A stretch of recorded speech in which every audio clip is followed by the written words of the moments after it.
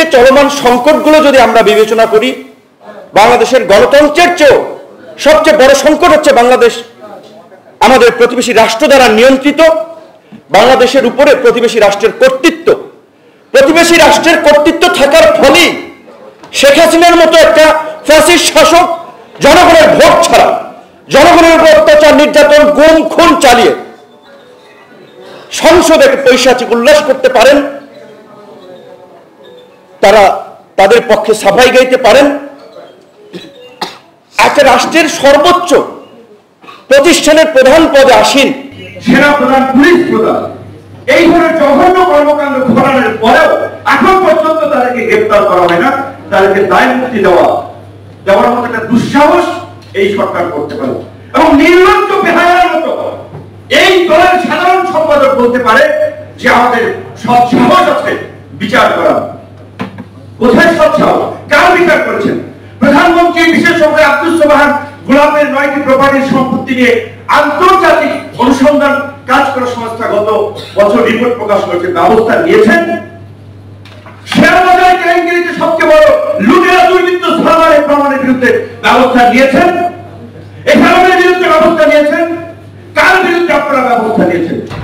এই সমস্ত কথাবার্তা বলে একটা পৈশাচিক উল্লাস করছেন, জনগণের সঙ্গে মশকরা করছেন।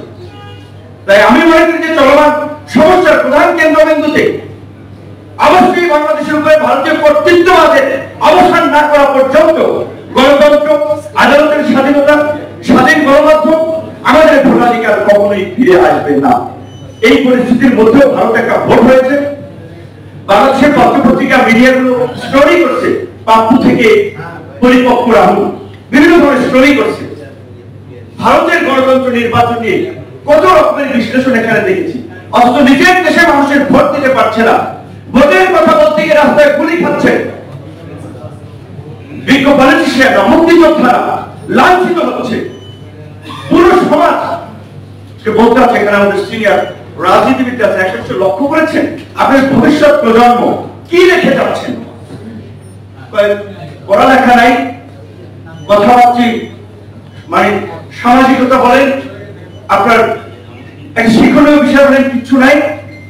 যেই দল মুক্তিযুদ্ধের জন্য, স্বাধীনতার জন্য সংগ্রাম করেছে, মুক্তিযুদ্ধ এবং স্বাধীনতা যেই লক্ষ্য উদ্দেশ্য নিয়ে হয়েছিল, একটা বৈষম্যহীন গণতান্ত্রিক সমাজ বিনির্মাণ, পশ্চিম পাকিস্তান পূর্ব পাকিস্তানের বৈষম্য নিরসন করে এই অঞ্চলের মানুষের নাগরিক মর্যাদার ভিত্তিতে একটা মানবিক রাষ্ট্র গড়ে তোলা। দেশ স্বাধীনের পরেই আমরা দেখেছি মুক্তিযুদ্ধের অন্যতম একজন অবিসংবাদিত নেতা আমাদের শেখ মুজিবুর রহমান, তার নেতৃত্বেই স্বাধীন বাংলাদেশেই একদলীয় শাসন ব্যবস্থা কায়েম করার জন্য গণতন্ত্রকে কবর দেওয়া হলো। আবার রক্ত দেওয়া, জীবন দেওয়া, দীর্ঘ লড়াই সংগ্রামের পরে 91 সংসদীয় গণতন্ত্রে প্রবর্তন করলেও গণতন্ত্রের প্রাতিষ্ঠানিক রূপ গত 33 বছরে এদেশের মানুষ দেখে নাই। যারাই লঙ্কায় গিয়েছে তারাই রাবণের ভূমিকা অবতীর্ণ হয়েছে। ক্ষমতাকে কুক্ষিগত করার জন্য সমস্ত রাষ্ট্রীয় প্রতিষ্ঠানগুলো, সেটা দুদক, আইন শৃঙ্খলা বাহিনী, বিচার বিভাগ, সবকিছুকে বারবার নিয়ন্ত্রণ করার চেষ্টা করেছে, যার ফলে আজকে এই রকমের একটা বহুমুখী সংকট আমাদের সামনে এসে হাজির হয়েছে।